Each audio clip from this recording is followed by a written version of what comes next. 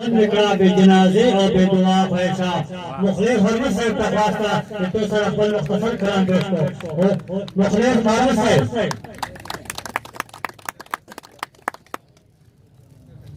بسم الله الرحمن الرحیم دلګي صاحب وی چې وخت مختصر وخت داسې وي لکه څنګه چې چېرته خو راسونه ورشم په خپل یو چې ډېر افراد خو شي کومه لوګو راوړي یوازې کې دی ارشاد چې هغه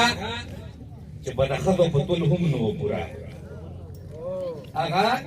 چې بدخدو په ټول هم نو پورا هغه راځي په مینس کې د سړو کوي خبره واه دا سره کې په ژوند او دا سره سره کې دا چې تور راځي د سپینو په جرګو کوي واه واه واه واه دا بیا هغه چې بدخدو په ټول هم نو پورا هغه راځي په مینس کې د سړو کوي خبره او دا سره کې په ژوند او دا سره سره کې دا چې تور راځي د سپینو په جرګو کوي خبره ما سره چې دا نوم نشان د الله د ورکه دا نوم نشان د الله د کلو پوښتنه چا نه کوي حساب پزمکا وکړ د پردو شي زمون په خاوره فصلونه کیږي د پنجاب پزمکا مننه دا نوم نشان د الله د کلو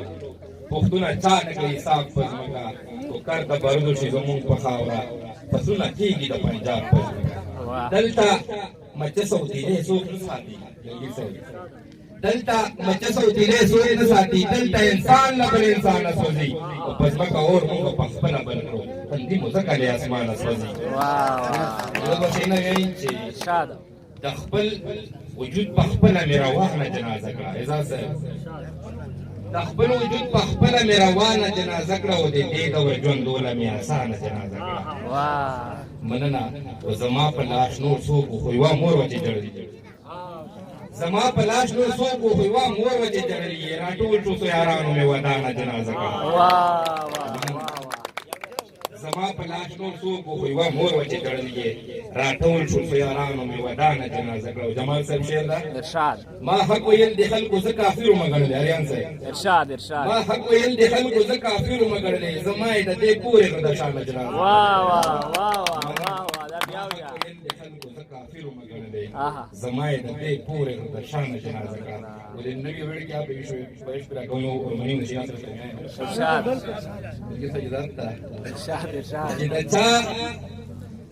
د چا د حسن په کتاب باندې واړولم د چا د حسن په کتاب باندې واړولم او زړګای مې نه دی په حساب باندې مننه د چا د حسن په کتاب باندې واړولم او زړګای مې نه دی په حساب باندې واړولم واه نو بچنه وژن نو درې دیش مخامخ ورته نه کته پرونه نو درې دیش مخامخ ورته نه کته زم پزمکا په افتاب باندې واره واه شعر د چې حسن هم دمه کوم ته حسن هم خدا د نور نه روزور ازمایي هاي هاي حسن هم خدا د نور نه روزور ازمایي په یو کافر خانه خراب باندې واه د جمال ګل شری لمبه ورغی